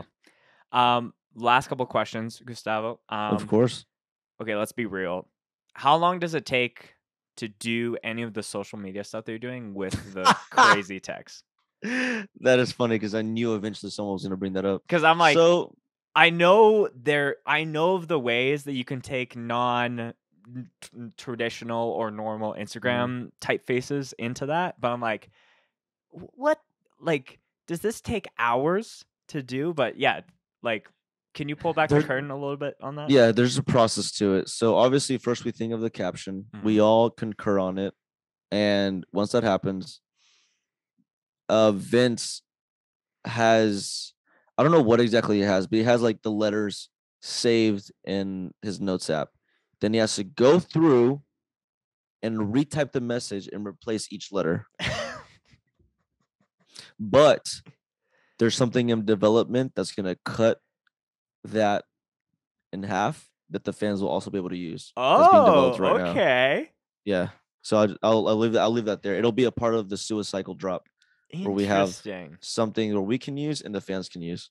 Okay, so there's some tech being involved Yes. in development with Omerta. Because I was about to be Yes. like, yo, you got to hit up Sunny to like write you a fucking code to be able to type it out and then it'll spit it out itself. But it sounds like Nope, that's already happening. We have literally everything you can think of here at fucking Omerta Chew LLC, dude. we got tech bros, we got art people, we have everything. We're literally DIY as possible. Right. And that's just with everyone in the collective event project. Mm-hmm. So speaking of that, your guys' website is definitely like wild. It's like it's kind of you're going through a trip And so I Yeah. was like perusing on there. Um, how up to date is your Yummy Z page? My who? Your Yummy Z page. The fuck is that? So I'm when not I involved click, with that shit at all. oh, when I clicked on you, you had a Mm. Yummy Z page, and it had your fucking like meal breakdown. Oh, that. Yeah. There you go. Okay. Dude, I've not touched that in fucking forever. I'm like, Like that was this is the something that's something healthiest sounding shit ever, and there's no way that this is up to date.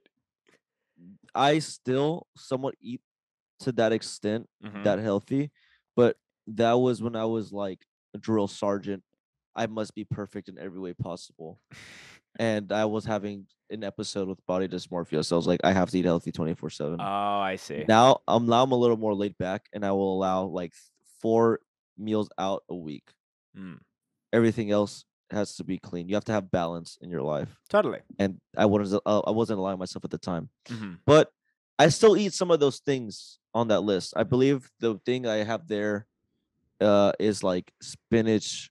It's like a cup of spinach, 200 grams of rice, Yeah, let me see if I can five. pull it up. Yeah, then I like also five like that the grams, members page is under docs. Like someone's gonna dox you. bro. I think we were doing that on NeoCities. I don't remember exactly what it was because it was so long ago. And dude, I forgot it was a thing. That's why when you said it, I was like, who?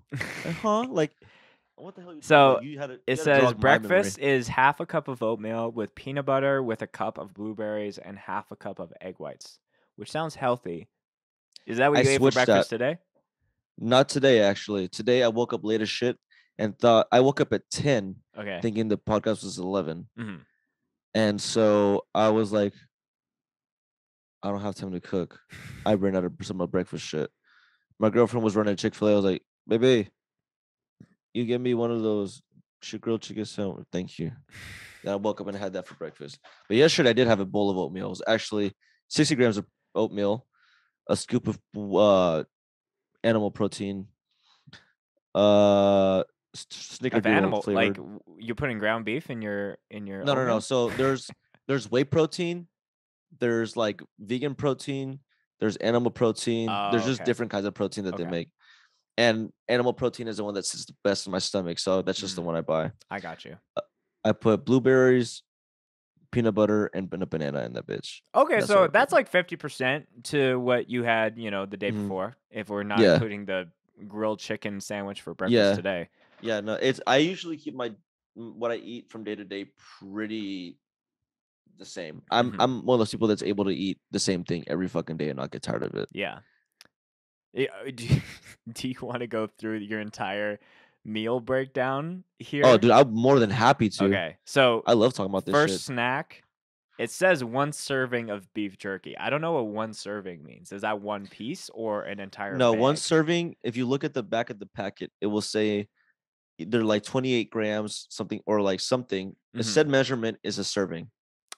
So Got then you. I will literally pull out a food scale and weigh it out and eat it. Oh, okay. So you're on it when it comes to that. Yeah. Mhm. I don't do the way. Okay, I What's your changed. guilty snack? Like what's Shit. Okay, my guilty snack. Oh man, what's the snack that you want anyone who's a fan of your band to bring to the show for you? donuts. Donuts? Donuts. What kind of donut? Boston cream. Oh, okay. Boston cream donut. I will fuck it up. Actually, when we played Canada, one of my friends brought the fucking 24 Tim Hortons donuts. You guys seemed over the moon, and I have Oh, dude. forgotten the joy of first trying Tim Hortons donuts because now it's just like, this is whatever. But Oh, dude, I never get over it. They yeah. opened one here in Houston before I left for tour. You bet that I waited 2 hours in that fucking line for some Tim Hortons. My girlfriend was like, "Is this worth it?" I was like, "You shut the fuck up. You wait in this line. You take that bite, then you talk to me." Have you? But dude, My favorite Tim Hortons donut flavor is, and I don't know if this is unpopular, but mm, maybe this is the little bit of the old man in me, is a mm. sour cream glazed. I saw that. I was intrigued, but I was like, "I'm already being a fat ass. Let me not get another one. I'm just gonna relax on this." Yeah. Like if I want just like a little bit of sweetness, like Mm, I don't want to be like I'm not gonna fuck with like an entire sprinkle or double chocolate Yeah. or anything. That's a little too much. But if I'm having my coffee and I had a sour cream glazed donut, chef's kiss, super good. I'm gonna have to try that next time. Yeah. But yeah, my go-to is always a Boston cream, or they had this thing for the longest time, the s'mores donut. Yes, I do remember that. Addicting as hell. I think the best discontinued Tim Hortons donut was it was called the Maple Swirl, and it was like a Boston cream, but it had white icing on top, the Boston cream in the middle, and then like maple like drizzle. That sounds bananas. It was. I was like, how in the fuck would you discontinue the goat of donuts? In my opinion, They probably just don't like y'all. That's what it is. I guess so. That's so fucked. Yeah. So glad that you have access to Tim Hortons donuts. That makes me happy. Oh, dude, I love it. I love it so much. Yeah. I think we've hit on it all. Hell yeah, man. This was fun. Yeah. One more question before I let you go. Ask away. We always end the podcast here with a favorite Mosh related story to just bookend this whole conversation. So that is anything that's first your head. That could be anything that happened to you, happened at an Omerta show, or just happened at a show you were at. Whatever's the first Mosh related moment or memory that comes to your brain. Okay, so this is gonna be the one that actually just happened on tour while we were playing.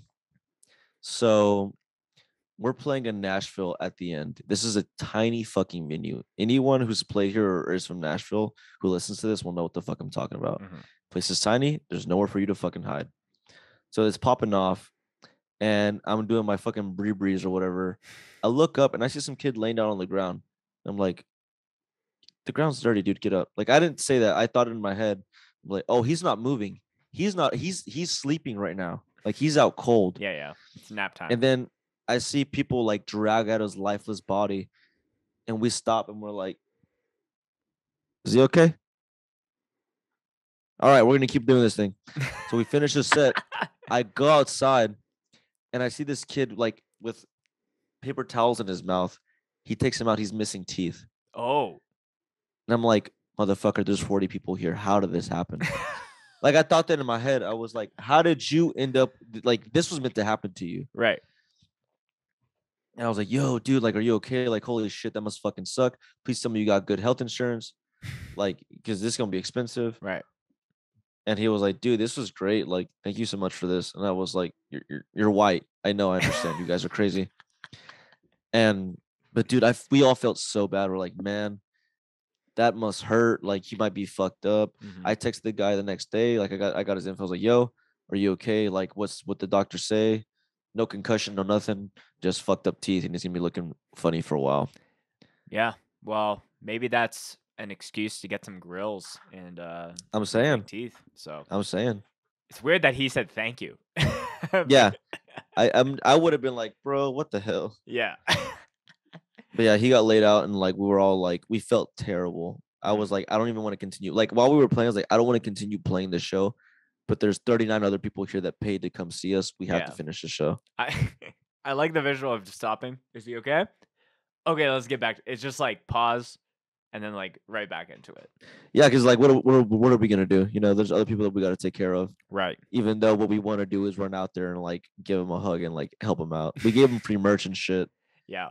And like he made it onto one of our posts. So yeah, it's funny. The last time, well, not the last time, but my band Endgame was playing a show in Hamilton, Ontario.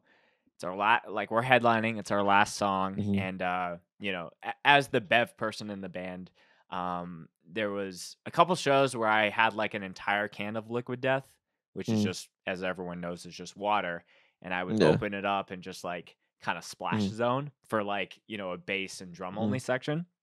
So it's our last song. The last part again is just that, just like really heavier beatdown section. And the first time I did this, I like emptied the can and then just kind of like threw it on the floor. But this show was in like a fully packed like indoor skate park. So like the vibes are there. People are having a blast. We're killing it. So I kind of like I went 1, 2. So I think at this point half the can is empty, and then I just let the can go. And there was a moment where I was like, I think I hit someone, but I wasn't 100% sure. And then like the show was over. As we were like packing up, like the cops showed up, so we had to like split out of there really, really quick. Yeah. I got a DM the next morning. Hey, you hit my boyfriend in the face with a can of liquid death. He's got a nasty gash in his face. And at this point, I'm like, this is the I'm Oh, suing you text. And yes. and then I keep reading and she's like, he's so fucking excited. He had a Why is that blast. people's reaction? I Why is know. people- And here's the thing. I think I, as a 29-year-old, almost 30-year-old in hardcore, forget getting hurt at a show or having something hardcore happen when you're Yeah. 18, 19, 20 years old is like the coolest thing ever. I've just forgotten that. So Oh, I dude, I just always hated it. I always hated it. I don't like getting hurt. It fucking yeah, hurts. It doesn't I don't feel like good. getting hurt either. But I don't know. For some people, they're just like, that's so fun. And you know, it was great too because we were filming a Yeah. music video for it. So like the last shot of our music video is me throwing the can and just like clipping this guy. Oh, there's fucking evidence right there. You're going to jail, buddy. I know. But I Fuck, man. DM'd him and I was like, yo, my parents have like an obscene amount of liquid death because we got like hooked up for those shows. Like, Fuck this yeah. is their address. You take as much as you want because you took that as a champ, and like, and thank you for not suing me. And Fuck yeah. and he's like, yeah, bro, all good. And it's so funny because like he's come out to Calgary and we've like chatted and now we're just friends. But Fuck yeah, that's badass. yeah, so I'm gonna shout out to him for being a real one and not suing me for throwing. Now You- I've learned the lesson to yeah. not throw Yeah. half cans of liquid death into the crowd. At least wait till they're empty, then throw them. Yes, totally. But yeah. My man's that is crazy. I don't understand people that like getting hurt. Like, do you moan when you get hit? Like, you get hit at a show, you're like, "Ay!" You're like, nah, dog, like, what happened?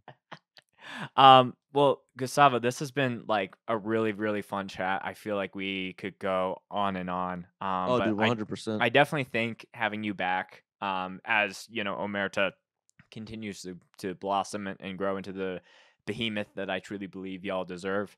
I would love to have you back on the show. Oh, dude, I'd love it. Let's fucking do it. Anything you want to plug, shout out, send the people off with, anything you want to like give the fans of your band, you know, this is what's coming down the pipe. Anything Yeah. you want to leave us with? The floor is yours, my friend. Sure. I'll leave you with a couple things. First off, thank you everyone for being patient with Suicycle. I know it's been a pain in the ass, but it'll be out sooner than you expect. I want to shout out In Project, Daniel's Gone, Vincent Void, Maria, Hash Gordon, and everyone of the collective. Love you guys. And Spencer, thank you for having me. This has been a blast, bro. Absolutely. If there's anything that I've taken away from our conversation is that doing it different and staying true to yourself and giving a middle finger to anyone who tries to stand in your way is the move. And dude, I hope that we get to cross paths sooner than later so we can. Oh, we will. Yes, we definitely will. Dude, I'm so glad that's what you walked away with. That's what I want everyone to walk away with. I'm glad. Yeah. Hell yeah. That makes me feel like whatever babbling bullshit I said did not go. It didn't sound like bullshit. Like, it actually, I said what I needed to say. Yeah. There you go. Yeah. Yeah. You got it. Awesome, bro.